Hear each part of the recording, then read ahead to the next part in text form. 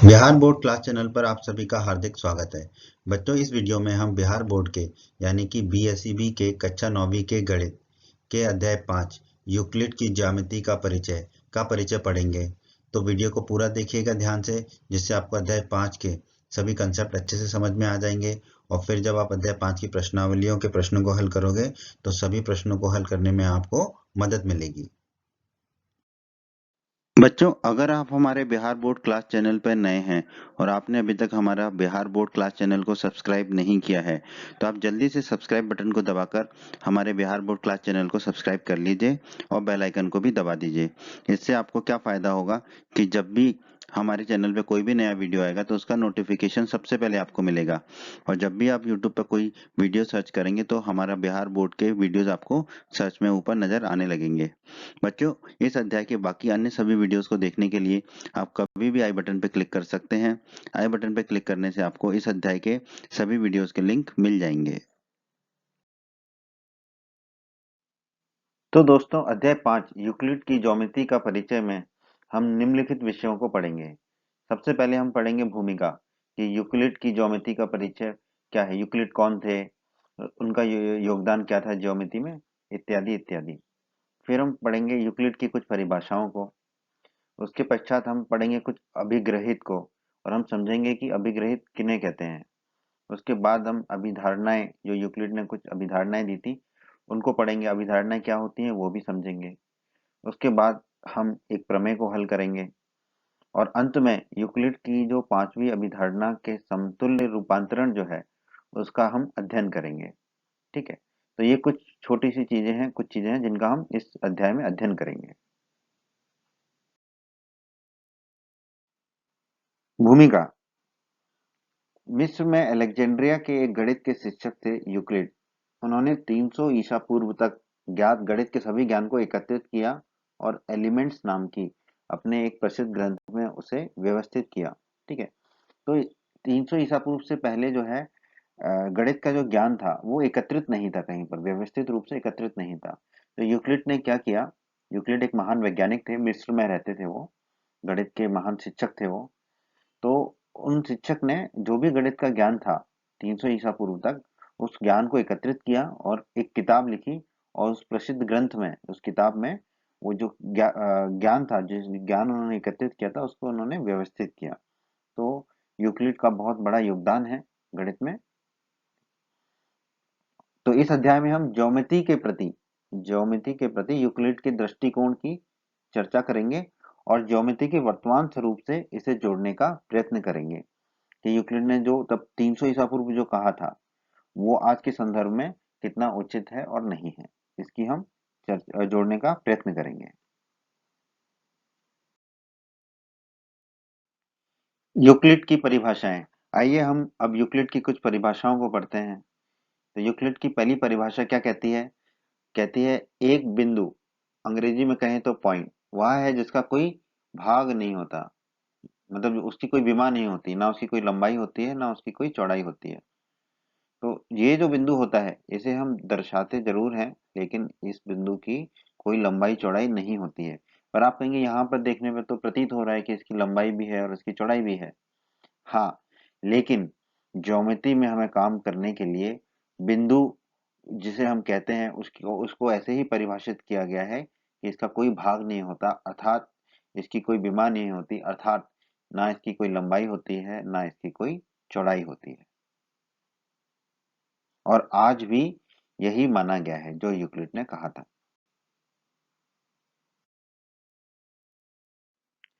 Euclid की दूसरी परिभाषा। यूक्लिड की दूसरी परिभाषा क्या है, एक रेखा, अंग्रेजी में कहें तो लाइन, रहित लंबाई होती है, मतलब उसकी चौड़ाई नहीं होती है, सिर्फ क्या होती है, उसकी लंबाई होती है। एक रेखा की सिर्फ लंबाई होती है, चौड़ाई नहीं होती है। तो देखते हैं, एक रेखा है, ठीक है, तो इस रेखा की जो है सिर्फ लंबाई है, चौड़ाई कुछ भी नहीं है। ठीक है, तो ये यूक्लिड की दूसरी परिभाषा है।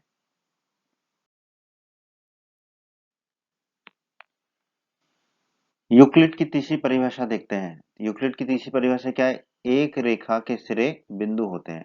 एक रेखा के कितने सिरे होते हैं, दो सिरे होते हैं। तो यूक्लिड की तीसरी परिभाषा के अनुसार एक रेखा के सिरे जो है वो बिंदु होते हैं। देखते हैं, ये रही हमारी रेखा। अब इस रेखा के दोनों सिरे क्या है? बिंदु हैं। एक रेखा के दोनों सिरे क्या होते हैं? हमारे बिंदु होते हैं। ठीक है। और बिंदु हमने देखा था, बिंदु की परिभाषा भी, बिंदु की लंबाई चौड़ाई कुछ भी नहीं होती है। ठीक है ना। तो एक रेखा के सिरे बिंदु होते हैं।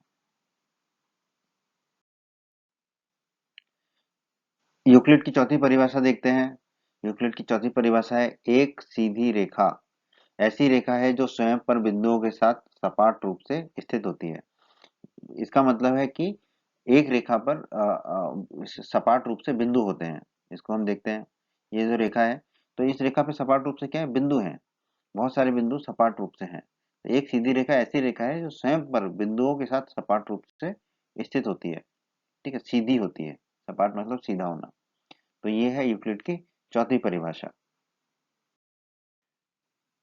यूक्लिड की पांचवी परिभाषा, एक पृष्ठ, अंग्रेजी में कहते हैं सरफेस, वह है जिसकी केवल लंबाई और चौड़ाई होती है। मतलब कि इसकी लंबाई और चौड़ाई दोनों होगी।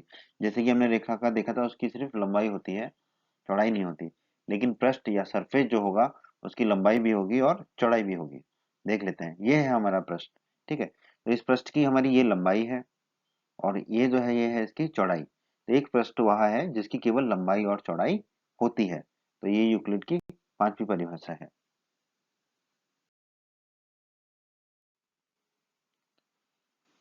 यूक्लिड की छठी परिभाषा, छठी परिभाषा क्या है? पृष्ठ के किनारे, अंग्रेजी में कहें तो एजेस, रेखाएं होती हैं। ठीक है, अभी हमने देखा था पृष्ठ क्या होता है? जिसकी लंबाई और चौड़ाई है। तो ये हमारा पृष्ठ हो गया। अब इस पृष्ठ के जो किनारे हैं, वो क्या होती है? रेखा होती है। देखो, ये लंबाई वाली रेखा हो गई, ये जो किनारा है, ये क्या हो गई? हमारी एक रेखा हो गई। उसी तरह दूसरा किनारा, ये भी क्या हो गई? रेखा हो गई। ठीक है, तो पृष्ठ के जो किनारे हैं वो क्या होती हैं? रेखाएं होती हैं। तो ये यूक्लिड की छठी परिभाषा है। यूक्लिड की अगली परिभाषा पढ़ते हैं। घबराइए नहीं दोस्त, ये यूक्लिड की हम आखिरी परिभाषा पढ़ रहे हैं, सातवीं और आखिरी। एक समतल पृष्ठ, ठीक है, या अंग्रेजी में कहें तो प्लेन सरफेस, ऐसा पृष्ठ है जो स्वयं पर सीधी रेखाओं के साथ सपाट रूप से स्थित होता है। इससे पहले हमने रेखाओं का पढ़ा था। रेखा जो है सपाट रूप से स्थित होती है बिंदुओं पर, और जो समतल पृष्ठ है वो किस पर सपाट रूप से स्थित होता है? सीधी रेखाओं पर। ठीक है, इसको हम देख लेते हैं। ये है हमारा समतल पृष्ठ। ठीक है, अब हम देखेंगे कि ये सीधी रेखाओं पर सपाट रूप से स्थित है। ये रही सीधी रेखाएं, सपाट रूप से स्थित है। और ये भी सीधी रेखाएं, इन पर भी सपाट रूप से स्थित है। तो हम कह सकते हैं कि एक समतल पृष्ठ ऐसा पृष्ठ है जो स्वयं पर सीधी रेखाओं के साथ सपाट रूप से स्थित होता है। ये यूक्लिड की सातवीं परिभाषा है। अभिग्रहित, एक्सियोम्स। ठीक है, तो अभिग्रहित क्या होते हैं, इसको हम जानने की कोशिश करते हैं। यूक्लिड ने कुछ गुणों को बिना सिद्ध किए सत्य कथन मानने की कल्पना की। ये कल्पनाएं वास्तव में स्पष्टता सर्वव्यापी सत्य थे। ठीक है, तो हर चीज को सिद्ध नहीं किया जा सकता। ठीक है, जैसे कि शून्य में एक जोड़ेंगे तो एक मिलेगा। ठीक है, तो शून्य, एक, दो, तीन, ये क्या है? इनको हमें मानना ही है ना, ये हमारे अंक हैं। तो इसी तरह यूक्लिड ने कुछ गुणों को बिना सिद्ध किए सत्य मानने की कल्पना की, और ये कल्पनाएं वास्तव में स्पष्टता सर्वव्यापी सत्य थे, क्योंकि वो आज तक असत्य उन्हें कोई बता नहीं पाया, सिद्ध नहीं कर पाया, असत्य सिद्ध नहीं कर पाया। तो सामान्य अवधारणाएं जिन्हें प्रायः अभिग्रहित या एक्सियोम्स कहा गया, वे कल्पनाएं थी जिन्हें निरंतर गणित में प्रयोग किया गया और जिनका केवल ज्योमेट्री से ही विशेष संबंध नहीं था। वो ज्योमेट्री के अलावा अंक गणित से भी उनका संबंध हो सकता था, पर ये कल्पनाएं थी जिन्हें हमें हमने सच मान लिया था। ठीक है, और गणित में प्रयोग किया गया था। तो इन कल्पनाओं को क्या कहते हैं? हम अभिग्रहित, एक्सियोम्स। ठीक है, तो ये आप याद रखिएगा। अभिग्रहित क्या है? कुछ ऐसी कल्पनाएं हैं जो सर्वव्यापी सत्य हैं, जिन्हें आज तक कोई असत्य सिद्ध नहीं कर पाया है।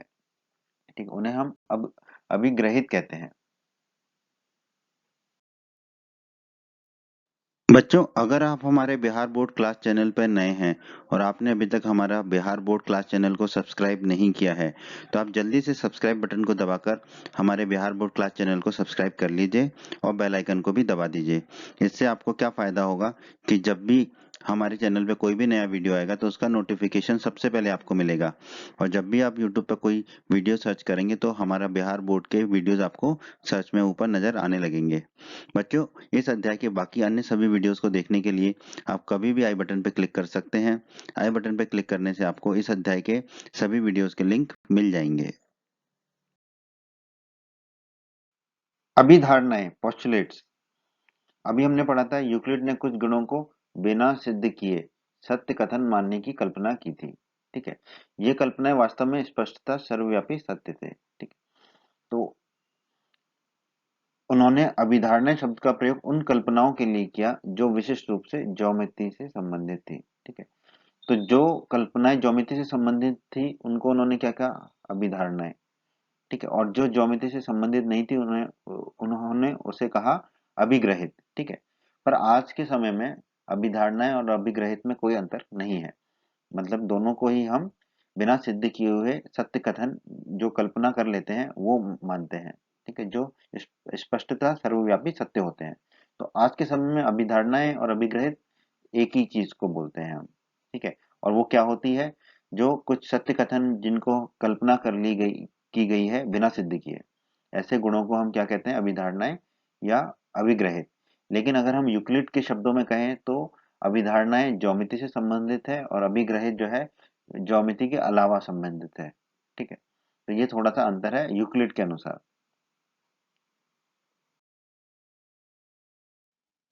आइए दोस्तों, अब हम यूक्लिड के कुछ अभिग्रहित को पढ़ते हैं। ठीक है? तो पहला अभिग्रहित क्या कहता है, वे वस्तुएं जो एक ही वस्तु के बराबर हो, वो वस्तुएं एक दूसरे के बराबर होती हैं। ठीक है, तो ये जो अभिग्रहित है ये उस समय कल्पना थी, लेकिन अब तो हमें पता है कि ये सत्य है। तो अभी हम देखते हैं क्या है, वे वस्तुएं जो एक ही वस्तु के बराबर हो। तो इसको हम उदाहरण से देखते हैं। जैसे कि ए अगर बी के बराबर है और सी भी बी के बराबर है, तो फिर क्या मिलेगा हमें, ए भी जो है वो सी के बराबर होगा। ठीक है, तो यही यूक्लिड का पहला अभिग्रहित है। वे वस्तुएं जो एक ही वस्तु के बराबर हो, तो यहाँ पर एक ही वस्तु क्या है, बी। ए भी बी के बराबर है और सी भी जो है बी के बराबर है। तो ए किसके बराबर हो जाएगा, सी के बराबर हो जाएगा। तो यही यूक्लिड का पहला अभिग्रहित है। यूक्लिड का दूसरा अभिग्रहित, यदि बराबरों को बराबर में जोड़ा जाए तो पूर्ण भी बराबर होता है। ठीक है, इसको उदाहरण से समझते हैं हम। जैसे कि ए बराबर अगर बी है, तो ए में अगर हम कुछ जोड़ दें और बी में भी वही चीज जोड़ दें, तो उन दोनों का जोड़ क्या है, बराबर होगा। समझते हैं इसको। ए और बी बराबर थे, ए में हमने सी को जोड़ दिया, बी में भी सी को जोड़ दिया, तो ए धन बी किसके बराबर होगा, बी धन सी के। यही यूक्लिड का दूसरा अभिग्रहित कहता है, यदि बराबरों को बराबरों में जोड़ा जाए तो पूर्ण भी बराबर होते हैं। ठीक है, ए बी के बराबर था और ए में जो जोड़ा सी, वही हमने बी में जोड़ दिया सी, तो ए धन सी किसके बराबर हो गया, बी धन सी के। तो ये यूक्लिड का दूसरा अभिग्रहित है। जैसा यूक्लिड का दूसरा अभिग्रहित था, बिल्कुल वैसा ही तीसरा अभिग्रहित है। यदि बराबरों को बराबरों में से घटाया जाए तो शेषफल भी बराबर होते हैं। ठीक है, इसको समझते हैं। जैसे कि अगर ए और बी बराबर हैं, तो इनमें से हम जो भी संख्या घटाएंगे तो उनका घटाव भी बराबर होगा। जैसे कि ए में से अगर हमने सी को घटाया और बी में से भी सी को घटाया, तो ए ऋण सी किसके बराबर होगा, बी ऋण सी के। यही यूक्लिड का तीसरा अभिग्रहित है। यूक्लिड का चौथा अभिग्रहित देखते हैं। वे वस्तुएं जो परस्पर संपाती हो एक दूसरे के बराबर होती हैं। परस्पर संपाती मतलब जो एक दूसरे को ढक दे, एक दूसरे एक के ऊपर एक आश्रय बराबर हो, एक एक के ऊपर एक बराबर हो, तो वो एक दूसरे के क्या कहलाती है, बराबर होती हैं। उदाहरण देखते हैं। जैसे कि एक रेखा ए बी और दूसरी रेखा है सी डी। अगर C D Rekha A B रेखा के ऊपर आ जाए, ठीक है, तो ये परस्पर संपाती कहलाएंगे। तो यूक्लिड के अभिग्रहित के हिसाब से ए बी बराबर क्या होगा, सी डी। ठीक है, तो यही यूक्लिड का हमारा चौथा अभिग्रहित है। आइए दोस्तों, यूक्लिड के पांचवें अभिग्रहित को देखते हैं। पांचवा अभिग्रहित क्या कहता है, पूर्ण अपने भाग से बड़ा होता है। ठीक है, ये हमें पता है। उदाहरण देख लेते हैं कि अगर ए बराबर बी धन सी है, ठीक है, तो ए के कितने भाग हो गए, दो भाग हो गए, बी और सी। ठीक है, तो इससे हम क्या निष्कर्ष निकाल सकते हैं, ए जो है वो बी से बड़ा होगा, ए सी से भी बड़ा होगा। ठीक है। तो यही यूक्लिड का पांचवा अभिग्रहित है। पूर्ण, पूर्ण मतलब ए है यहाँ पर, पूर्ण मतलब जिसके भाग होंगे। तो ए के कितने भाग हैं यहाँ पर? बी और सी, दो भाग हैं।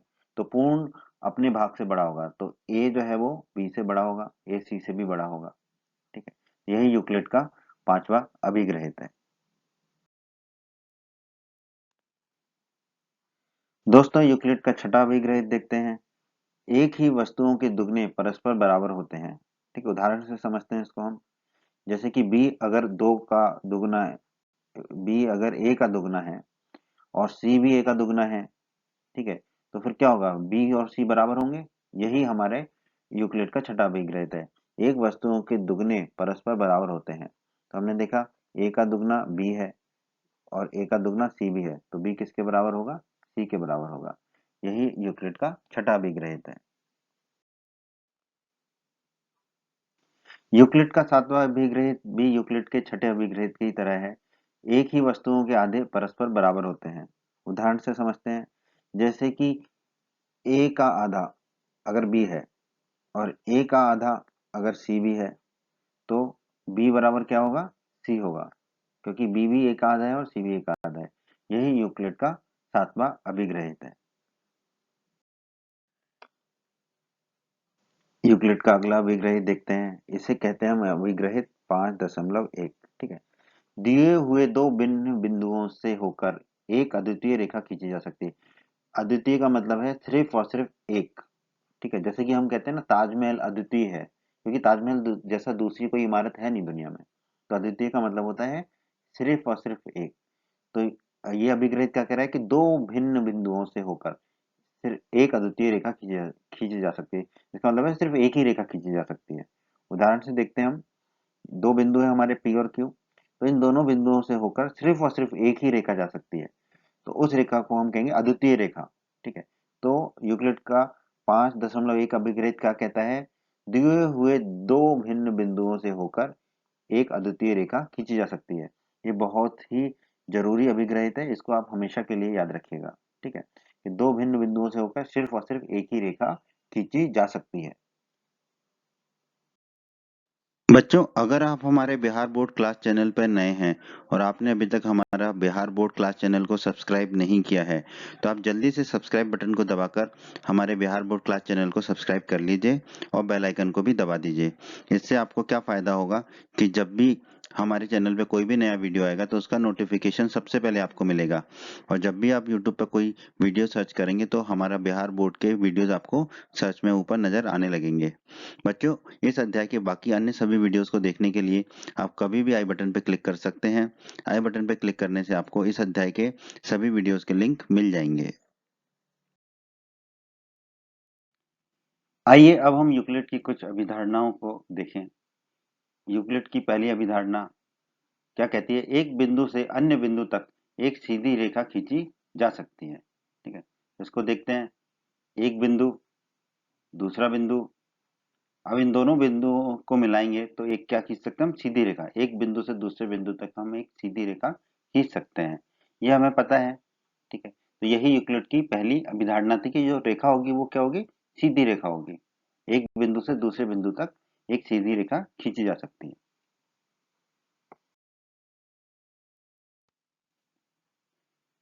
यूक्लिड की दूसरी अभिधारणा, एक शांत रेखा या ऐसे रेखाखंड भी कहते हैं हम, टर्मिनेटेड लाइन को अनिश्चित रूप से बढ़ाया जा सकता है। ठीक है, तो देखते हैं। पहले देखते हैं शांत रेखा किसे कहते हैं। तो ये है हमारी शांत रेखा जो एक जगह से शुरू होती है और दूसरी जगह पे खत्म होती है। तो यूक्लिड की अवधारणा क्या कहती है कि इसको हम अनिश्चित रूप से बढ़ा सकते हैं। तो हम अनिश्चित रूप से इसको किसी भी तरफ बढ़ा सकते हैं। बाईं तरफ भी बढ़ा सकते हैं और दाईं तरफ भी बढ़ा सकते हैं और दोनों तरफ भी बढ़ा सकते हैं। यही यूक्लिड की दूसरी अभिधारणा है कि एक शांत रेखा को अनिश्चित रूप से बढ़ाया जा सकता है।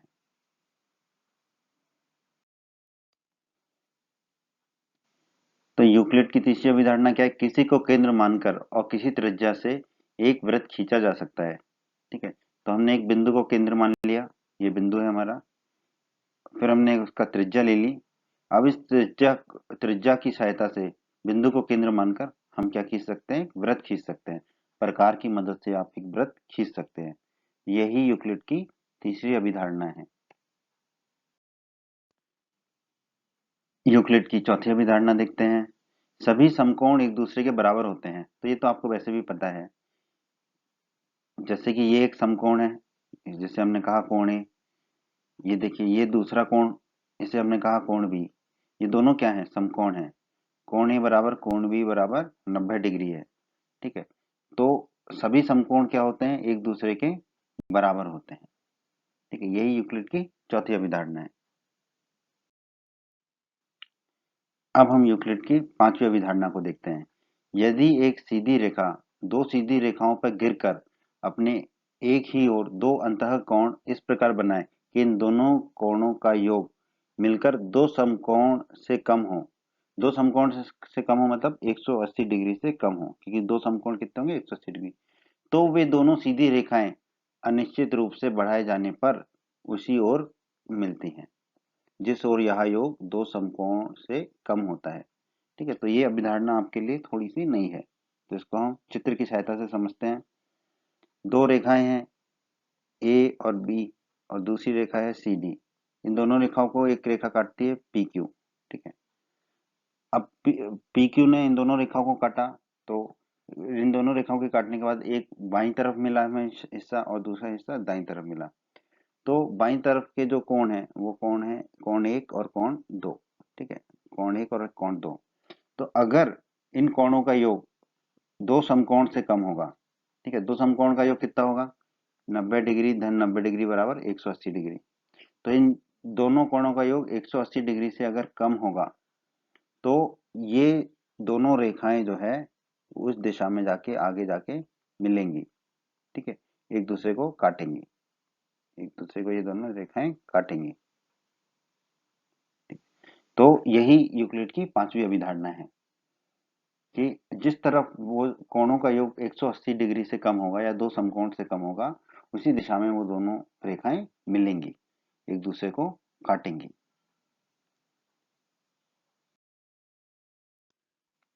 दोस्तों, अब हम देखते हैं यूक्लिड की पांचवी अभिधारणा जो अभी हमने पढ़ी है, उसके समतुल्य रूपांतरण।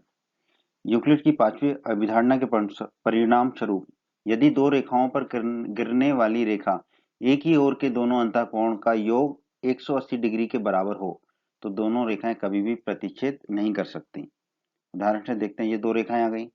अब इनको जो रेखा काट रही है, ठीक है, अगर जो इस कोण बन रहे हैं, इन दोनों कोणों का योग अगर 180 डिग्री है, तो ये दोनों रेखाएं कभी भी एक दूसरे को प्रतिच्छेद नहीं करेंगी, अर्थात ये दोनों रेखाएं क्या होंगी? एक दूसरे के समानांतर रेखाएं होंगी। ठीक है, और अगर एक तरफ के कोणों का योग 180 है, तो दूसरी तरफ के कोणों का योग भी 180 ही होगा। तो इसका मतलब है कि ना तो वो रेखाएं एक दूसरे को बाईं तरफ काट पाएंगी, ना ही दाईं तरफ काट पाएंगी। तो अगर दो रेखाएं एक दूसरे को नहीं प्रतिच्छेद कर रही हैं, काट रही हैं, तो वो दोनों रेखाएं क्या होती हैं? समानांतर रेखाएं कहलाती हैं। यही यूक्लिड की पांचवी अभिधारणा के समतुल्य रूपांतरण है। इस अध्याय में एक प्रमेय है, प्रमेय 5.1। ये प्रमेय क्या कहती है? दो भिन्न रेखाओं में एक से अधिक बिंदु उभयनिष्ठ नहीं हो सकते। उभयनिष्ठ मतलब एक दूसरे को काट नहीं सकते। ठीक है, तो दो भिन्न रेखाओं में एक बार तो वो काट लेंगी दोनों रेखाएं अपने आप को, पर एक से अधिक बार नहीं काटेंगी। तो उनमें सिर्फ एक ही बिंदु उभयनिष्ठ होगा, एक से अधिक नहीं होगा। एक तो होगा पर एक से अधिक नहीं होगा। ठीक है, तो अब हम इसे सिद्ध करते हैं। हमने यहाँ पर दो रेखाएं मान ली, एल और एम। ठीक है, थोड़े समय के लिए हम यह मान लेते हैं कि दोनों रेखाएं दो बिंदुओं पर काट रही हैं, एक दूसरे को प्रतिच्छेद कर रही हैं। वो बिंदु हैं पी और क्यू। ठीक है, इस प्रकार दो भिन्न बिंदुओं पी और क्यू से होकर जाने वाली आपके पास दो रेखाएं हैं, एल और एम। परंतु हमने अभिग्रहित 5.1 में पढ़ा था कि दो भिन्न बिंदुओं से होकर केवल अद्वितीय रेखा खींची जा सकती है। अद्वितीय मतलब सिर्फ और सिर्फ एक ही रेखा खींची जा सकती है। तो वो रेखा या तो एल होगी या एम होगी। तो हम कह सकते हैं, इससे निष्कर्ष निकाल सकते हैं कि दो भिन्न रेखाओं में एक से अधिक बिंदु उभयनिष्ठ नहीं होगा। यही हमें सिद्ध करना था। तो ये प्रमेय को हमने ऐसे सिद्ध कर दिया। इस तरह की बहुत सारी प्रमेय आएंगी दोस्तों अगले अध्यायों में, जिनको हम पढ़ेंगे और सिद्ध करेंगे। तो ये अध्याय बहुत ही आसान है दोस्तों, और आपको समझ आया होगा उम्मीद करता हूँ। और अब आपको परिचय पढ़ने के बाद इसकी प्रश्नावलियों को हल करने में बहुत मदद मिलेगी।